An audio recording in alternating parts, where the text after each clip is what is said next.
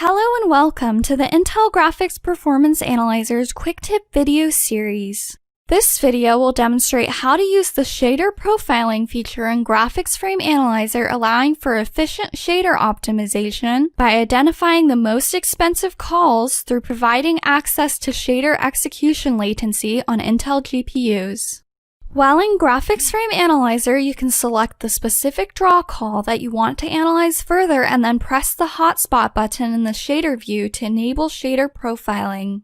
It's important to note that if you want to profile HLSL or GLSL source code, you must compile your shader with debug information.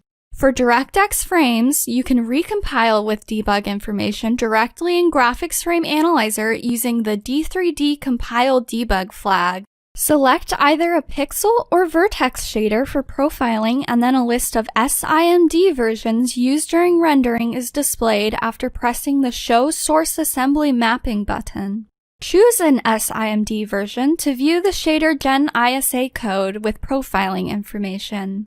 You can choose either duration or execution count from the drop-down menu to further analyze the efficiency of your shaders.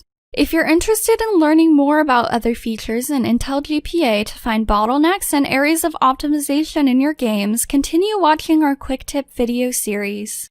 Thank you for watching. Make sure to like this video and subscribe to our YouTube channel for new exciting GPA updates and get started optimizing your games today.